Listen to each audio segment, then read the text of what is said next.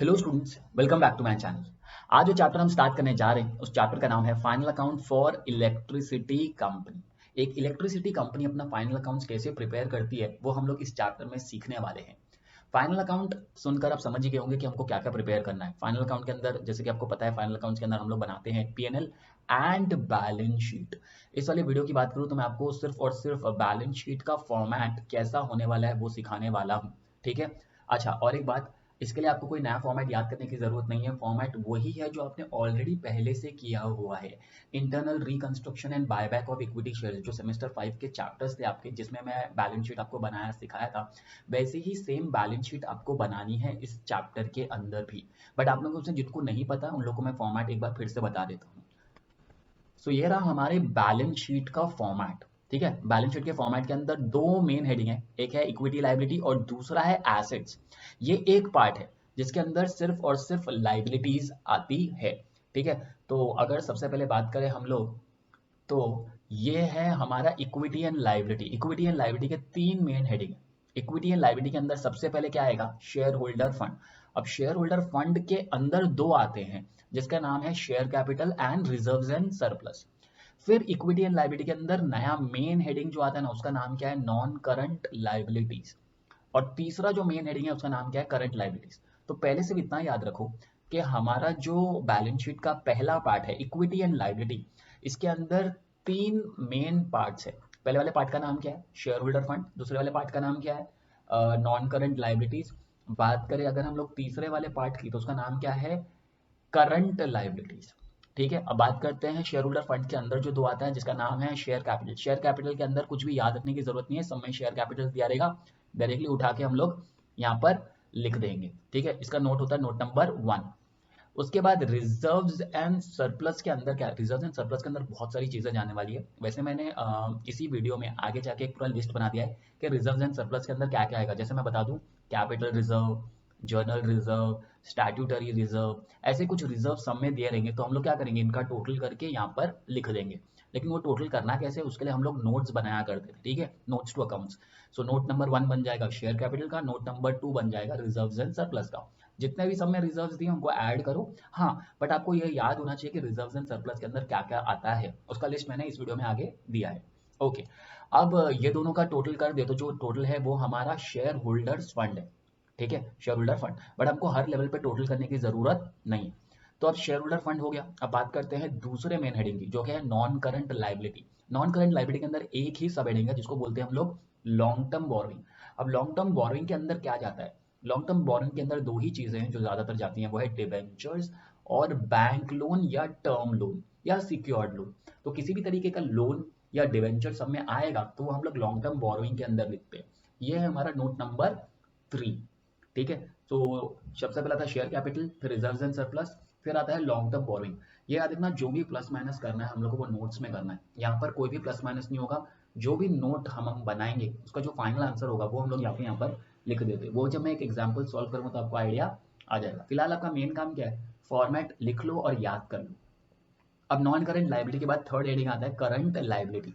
Current liability के अंदर भी बहुत सारी चीजें होती है बट मैंने वही चीज दी है जो ज्यादातर इस सब में आएंगे। तो है एक ट्रेड पेबल। ट्रेड पेबल के अंदर क्या क्या जाएगा? ट्रेड पेबल के अंदर जाएगा ज्यादातर समूह में दिया रहेगा क्रेडिटर्स या बिल्स पेबल। तो हम लोग क्या करेंगे, अगर एक ही है तो नोट बनाने की जरूरत नहीं है, डायरेक्टली जाके लिख सकते हो। बट अगर एक से ज्यादा है तो आपको नोट बनाना पड़ेगा। तो इसका नोट बन जाएगा नोट नंबर 4। बात करते हैं अदर करंट लाइबिलिटी में क्या जाएगा। तो अदर करंट लाइबिलिटी में हम लोग लिखेंगे प्रपोज्ड डिविडेंड या फिर डिविडेंड डिक्लेयर। ये दो ही चीज है जो ज्यादातर हमको सम्स में मिलेंगी और दोनों ही कहाँ जाएंगी? करंट लाइबिलिटी के अंदर, अदर करंट लाइबिलिटी के अंदर। सो बस फिर इन सबका जब टोटल करेंगे हम लोग तो जो टोटल आएगा वो हमारी लाइबिलिटीज का टोटल है। ठीक है, तो एक बार मैं फिर से बता दूं आपको, बैलेंस शीट शुरू होता है, सबसे पहले लिखते हैं हम लोग इक्विटी लाइबिलिटी, मेन हेडिंग है, इसके सामने कुछ नहीं आएगा। इसके अंदर तीन मेन हेडिंग है, share holder fund, non current liability और current liability. Share holder fund के अंदर दो आते हैं, share capital, reserves and surplus. Non current liability के अंदर सिर्फ एक सब हेडिंग आता है, लॉन्ग टर्म बोरोइंग। और करंट लाइबिलिटी के अंदर दो आता है, ट्रेड पेबल और अदर करंट लाइबिलिटीज। अब बात करते हैं एसेट्स की। अगर एसेट्स की बात करें तो एसेट्स के अंदर सबसे पहला हेडिंग हम लोग को मिलता है एसेट्स, और जिसके अंदर सबसे पहला हेडिंग आता है नॉन करंट एसेट्स। अब एसेट्स की बात करें तो एसेट्स में सिर्फ दो ही मेन हेडिंग है, तो पहला वाला है नॉन करंट एसेट और दूसरा वाला है करंट एसेट। बात करते हैं नॉन करंट एसेट्स की, तो नॉन करंट एसेट्स के अंदर भी दो सब हेडिंग है। तो उसके अंदर सबसे पहला आता है फिक्स्ड एसेट्स। अब फिक्स्ड एसेट्स के अंदर क्या क्या आता था ये आप सोच रहे होंगे कि आपको पहले से पता है, बट ऐसा नहीं है। फिक्स्ड एसेट्स के अंदर टैंजिबल एसेट्स और इंटेंजिबल एसेट्स तो है, बट एक नॉर्मल बिजनेस में जो टैंजिबल एसेट्स होते हैं ना वो अलग होता है। और हम लोग जो टैंजिबल एसेट्स की बात करें वो एक इलेक्ट्रिसिटी कंपनी के बारे में बात कर रहे हैं। तो इलेक्ट्रिसिटी कंपनी के अंदर जो एसेट्स होते हैं उनके नाम थोड़े अलग से होते हैं, तो वो मैंने नीचे आगे दिया है, मैं आपको अभी बता देता हूँ। ये रहा, देखिए फिक्स्ड एसेट्स को दो पार्ट में डिवाइड किया है, इंटेंजिबल एंड टैंजिबल, जो हमको पहले से पता है, ठीक है। गुडविल, कॉपीराइट, पेटेंट्स और ट्रेडमार्क इंटेंजिबल एसेट है, ये हमको पता है। लेकिन टैंजिबल एसेट्स में ना जैसे प्लांट एंड मशीनरी आया, तो प्लांट एंड मशीनरी तो एसेट है, हमको पता है टैंजिबल एसेट्स है, बट है ना वे लोग नाम क्या यूज करेंगे प्लांट एंड मशीनरीज के लिए? Power plant, transformers, public lamps, mains, meters, ये एसेट्स है इलेक्ट्रिसिटी कंपनी के लिए। तो ऐसा नाम दिया रहेगा, इसको हम लोग क्या मानते हैं, plant and machinery and tangible assets के अंदर लिख देंगे। फर्नीचर, इलेक्ट्रिकल इंस्ट्रूमेंट, अगर ऐसा कुछ आया तो ये जनरल इक्विपमेंट्स में, टैंजिबल एसेट्स में जाएगा, बट एक हेडिंग बना देते हैं हम लोग जनरल इक्विपमेंट, ठीक है। देन अगर लैंड एंड बिल्डिंग आया या lease hold premises, lease hold property आया, तो ये हमको पता है कि इसको हम लोग फिक्स्ड एसेट्स में लिखते हैं। बट ये कुछ नए नाम थे जो आपको याद रखना जरूरी है। ओके, सो वापस ऊपर जाते हैं, तो ये तो हो गया अपना फिक्स्ड एसेट्स कि फिक्स्ड एसेट्स के अंदर टैंजिबल एसेट, इंटेंजिबल एसेट्स करना है। तो नॉन करंट एसेट्स के अंदर दूसरा जो मेन हेडिंग आता है वो है हमारा नॉन करंट इन्वेस्टमेंट, जिसके अंदर एक ही एंट्री जाती है इन्वेस्टमेंट की, और सब में डायरेक्टली दिया होगा, तो इसके लिए हम लोग को कोई नोट वोट बनाने की भी जरूरत नहीं, डायरेक्टली एंट्री कर सकते हैं, ठीक है। एक ही एंट्री रहा, तो एक से ज्यादा रहा तो हम लोग नोट भी बना सकते हैं। तो नॉन करंट इन्वेस्टमेंट के अंदर जाएगा इन्वेस्टमेंट। तो जब टोटल आएगा वो टोटल हमारा नॉन करंट एसेट्स का होगा। अब नॉन करंट एसेट्स हो गया खत्म, उसके बाद बारी आता है करंट एसेट्स की। सो करंट एसेट्स में सबसे पहले आता है ट्रेड रिसीवेबल। अब ट्रेड रिसीवेबल के अंदर क्या क्या आता है, डेटर्स और बिल्स रिसीवेबल। बात करें इन्वेंट्रीज की, तो इन्वेंट्रीज के अंदर या तो लोग डायरेक्टली इन्वेंट्री दे देंगे या तो स्टॉक ऐसा करके दे देंगे, तो हम लोग उसको कहाँ लिख देंगे, इन्वेंट्रीज के अंदर।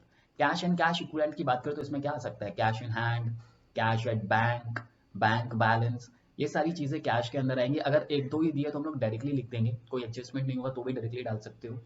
और बात करें अदर करंट एसेट्स, तो जो एसेट्स हम लोग को लगता है कि इन तीनों में नहीं जा रहे और कोई एक्स्ट्रा एसेट है छोटा मोटा, तो वो हम लोग अदर करंट एसेट्स के अंदर डालते हैं। ज्यादातर ये नीली रहेगा, इसके अंदर कोई भी एंट्री आने वाली नहीं है, ठीक है। सो ये है हमारा बैलेंस शीट का फॉर्मेट, जो कि ऑलरेडी कुछ लोगों ने आप लोगों में से किया ही होगा पहले, उन लोगों के लिए ईजी हो जाएगा। जिन लोगों ने पहले नहीं किया था उन लोगों को थोड़ा डिफिकल्ट पड़ सकता है, बट अगर फॉर्मेट याद कर लेंगे तो हमारा काम हो जाएगा।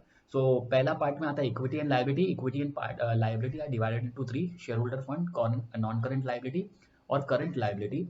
और बात करते हैं एसेट्स की, तो एसेट्स से दो पार्ट में डिवाइडेड है, नॉन करंट एसेट्स और करंट एसेट्स, ठीक है। अच्छा, तो जैसे कि मैंने आपको कहा था कि मैंने नोट्स टू अकाउंट्स का भी बनाया, जैसे फॉर एग्जांपल अगर शेयर कैपिटल हमारा पहला नोट बनेगा तो इसके अंदर शेयर कैपिटल ही जाने वाला है, तो इसके लिए कोई भी पार्ट याद करने की जरूरत नहीं है। बट हाँ, रिजर्व्स एंड सरप्लस अगर आया तो सबसे इंपॉर्टेंट पार्ट, अगर तो कभी सब में इंटरिम डिविडेंड दिया है तो उसको आपको क्या करना है, रिजर्व्स एंड सरप्लस के टोटल में से माइनस करना है, ये आपको याद रखना है, ठीक है। ये बहुत कम समझ में आएगा, ज्यादातर ऐसे सम्स जिसमें पीएनएल एंड बैलेंस शीट दोनों हमको साथ में बनाने, उसमें इंटरिम डिविडेंड दिया जाता है, तो हम लोग रिजर्व्स एंड सरप्लस के टोटल में से माइनस कर देते हैं। उसके अलावा रिजर्व्स एंड सरप्लस में क्या क्या आ सकता है वो मैंने दिया यहाँ पर, general reserve, net revenue account, profit and loss का क्रेडिट बैलेंस, कैपिटल रिजर्व दिया रहेगा तो कैपिटल रिजर्व के अंदर गवर्नमेंट ग्रांट, कंज्यूमर्स कॉन्ट्रीब्यूशन, इस सबको हम लोग कैपिटल रिजर्व मानते हैं, ठीक है। ये सब लिखना कैसे है वो मैं आपको एग्जाम्पल जब सॉल्व करूंगा अगले वीडियो में तब बता दूंगा। कंटिजेंसी रिजर्व दिया तो यहाँ पर आएगा, अच्छा यहाँ पर मैंने दिया है नॉन करंट इन्वेस्टमेंट, इसमें लिखा है कंटिजेंट रिजर्व इन्वेस्टमेंट। अगर इन्वेस्टमेंट बढ़ा है तो इन्वेस्टमेंट एसेट्स में जाएगा, और अगर सिर्फ कंटिजेंट रिजर्व दिया है तो reserves and surplus. Statutory reserve, देखो नाम में रिजर्व जुड़ा हुआ है तो हम लोग को रिजर्व्स एंड सरप्लस ढूंढने में ज्यादा प्रॉब्लम होगा नहीं। लॉन्ग टर्म बोरिंग में जैसे मैंने आपको बताया डिवेंचर्स, लोन आता है, तो ये कुछ थे जिनका मैंने वापस से यहाँ पर रिपीट कर दिया। बाकी जो मैंने ऊपर यहाँ पर आपको ब्रैकेट में लिख के दिया, जैसे डेटर्स, बिल्स, रिसीवेबल, ये सब आपको अलग से लिखने की जरूरत नहीं है, आपको वो सम करते करते अपने आप ही याद हो जाएगा। तो ये हमारे बैलेंस शीट का फॉर्मेट है जो आपको याद कर लेना चाहिए, ताकि जब नेक्स्ट वाली वीडियो में मैं सम सॉल्व करूँ तो आपको ज़्यादा डाउट ना आए, ठीक है। तो चलिए इस वीडियो में इतना ही। अगर आपको ये वीडियो पसंद आया तो आपको पता है क्या करना है, लाइक करो, सब्सक्राइब करो, शेयर करो,